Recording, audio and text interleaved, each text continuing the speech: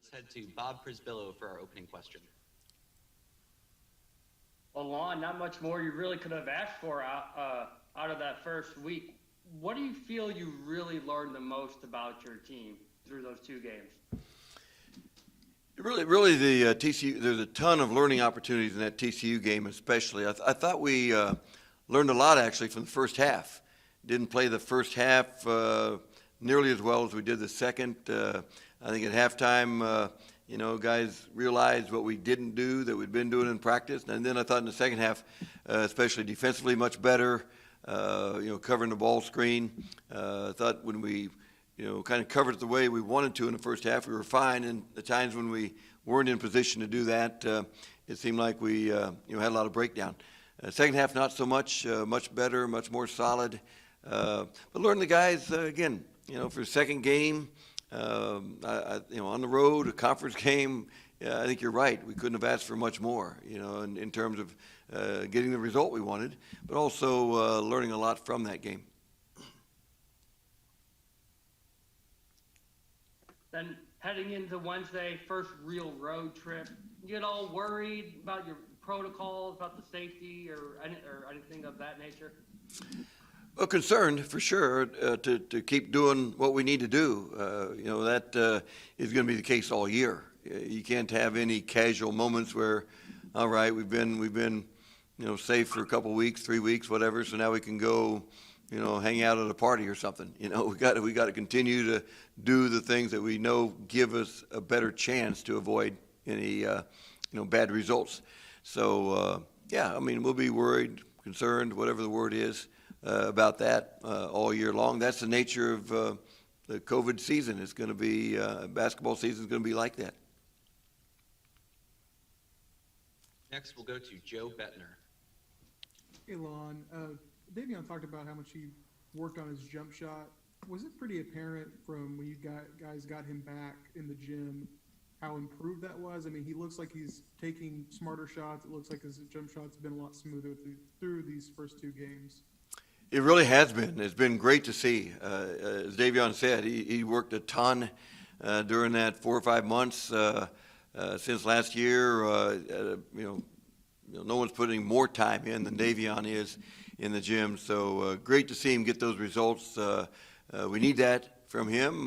Then when he's able to make that three, now he can rip and drive and get to the rim as he did a couple times last night. So, great to see that out of Davion. I'm curious. He obviously, kind of worked in and out of a starting role last season, but you just prefer him at that sixth spot coming off the bench? We'll have a lot of different starting lineups with this group. Would imagine, probably slip Davion in there on Wednesday, based on what he did last night, especially, but we'll have a lot of different lineups. But again, coming off the bench, he gave us a big lift in both ball games for sure. Thanks, Lon. Yep. We'll head to Eric Bailey next. Hey, Lon, I know it's only been 2 games, but how has Trey Phipps really acclimated himself to the college game? And is it a good start for a freshman, especially after going through the COVID year and everything being limited? Especially a good start, absolutely. Trey seems comfortable. He's a shooter. He's a guy that's done that all his life.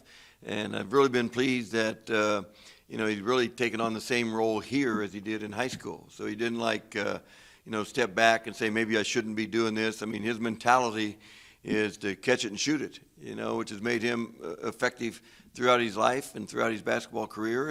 And that will be what makes him effective here at Oklahoma. So I think he's made that transition very smoothly. How deep have you gone into Xavier's scouting, and what impresses you about this Xavier basketball team? Yeah, they're a good team. They're a deep team. They've got 3 guys back for their game last night that they hadn't had, in their previous 5. They've got good size. Their big guys are good pick and pop shooters. They've got wings that can post. They've got the whole package. They do a great job defensively. Now we've got good depth. So they're a good basketball team. They're 6-0 for a reason, and it'll be a big challenge. Thank you, Lon. You bet. We're going to go to Josh Callaway next. Lon, just wondering, what have you seen from Kerr so far this season? Obviously, he's a big guy. He can block shots and get rebounds, but he's scoring the basketball pretty well so far. Him and Austin seem to have a good, repertoire relationship out there. What are some things you're seeing with him so far? Kerr continues to make really good strides. I thought, again, in the second half, much more effective than he was in the first half. And I think the biggest thing for Kerr is just in this new expanded role that he gets some repetitions. He's had 2 ball games really with the role of higher expectations, both defensively and offensively. And I think with time, he'll just keep getting better. He's very skilled. He's making that mid-range jumper. A couple of finishes from Austin last night were very skilled for a 6'10" guy, especially at the rim. And I think, again, he'll keep making that progress as he gets more comfortable with that more expanded role. Next, we will head to Barry Trammell. Yeah, Lon, first 2 games, Austin has had the bulk of the ball handling duties. Do you envision him as the season-long point guard and the guy you're going to run this team through with his circumstances? No, he's a led to point that guard. decision? Yeah, he's a point guard. He just needs the ball in his hands because he keeps pressure on the defense all the time. For him to play 37 minutes and score 32 and have 9 assists and 1 turnover is really, really unbelievable numbers. Because to have the ball in his hands that much, to be put in a situation where he's got to make decisions to deliver it, to shoot it, distribute, and only turn it over once, just a terrific performance. But he's got that ability. He's got that feel for the game. And too, when Austin's out, Davion moves over to the point. When Austin and Davion are in there together, it frees Davion to rip and drive and play off of Austin, which he's been awfully comfortable doing that in Davion's role too. When did you realize or see that Austin had that skill set? Is that something you knew when he came in from Wichita? Is that something you saw after he got on campus? During his redshirt year, he worked a lot. He came kind of with reputation because of his role at Wichita State of being a catch-and-shoot guy, and he did that very well. But during that redshirt year, he really worked on attacking off the dribble and making plays off the dribble. I think at that time we saw that capability. And Austin's, I think, thought of himself and in his mind been a point guard all his life. In high school, I think even though he didn't always play the point position, I think he thought it like a point guard. He sees it like a point guard and has the skills to be a point guard.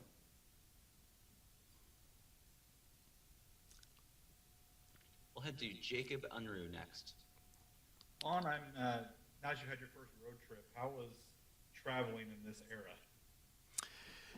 Different from normal, for sure. We take 2 buses instead of 1. We got, just to keep guys apart and distanced from each other.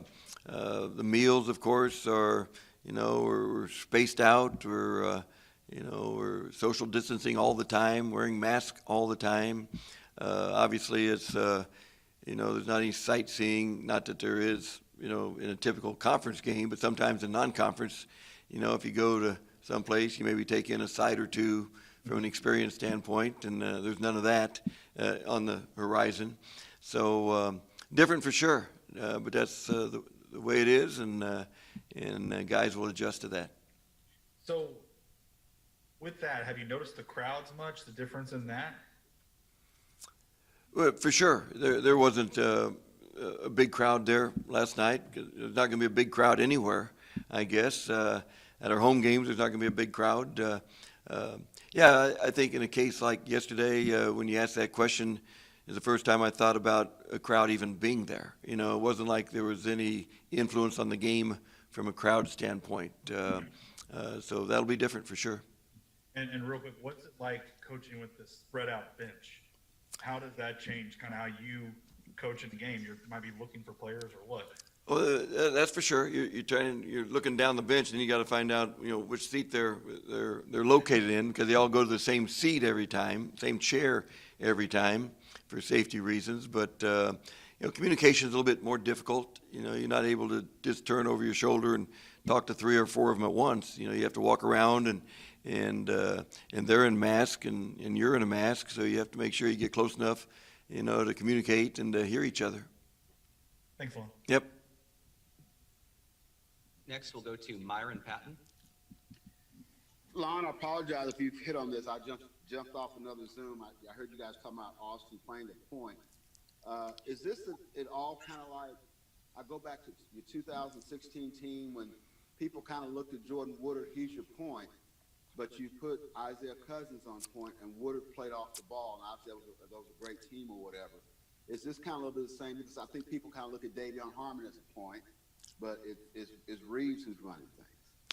Could be similar in that when we did that with Isaiah, I thought it really boosted Isaiah's role in a good way, and Jordan's as well in terms of being more of a catch and shoot guy, which is something he did very well that year. So I think this could be hopefully a similar situation in that Austin takes it, runs with it, which obviously he has, and Davion through these two ball games has been outstanding. So hopefully, and they're interchangeable, but for the most part, it's worked out well.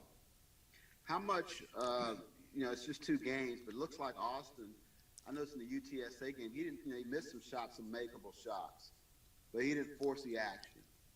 And it seems like, because at times seemed like last season, he would kind of force the action, maybe take some tougher shots than he needed to. Just 2 games, but it looks like he's kind of growing in that area too. Without question, yeah. I think he and Davion both. I think shot selection is much better, much improved. I think they've worked on that in the fall. I think they've got more confidence in each other.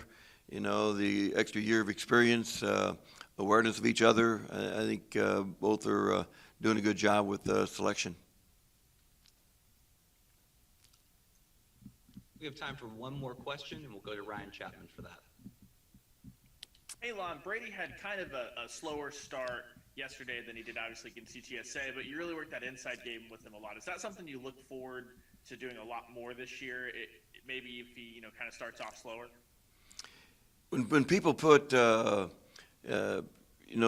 smaller big guy or maybe even a perimeter guy on Brady and just not going to leave him, then it's tough for him to free up from the perimeter. But Brady's ability to go inside and take advantage of that mismatch size-wise. Last night he scored a couple 3 buckets from the post. He drew 3 or 4 fouls in the post. I thought he was really effective doing that. So yeah, we'll try to get him more movement, more catches in the post when they put a smaller guy on him.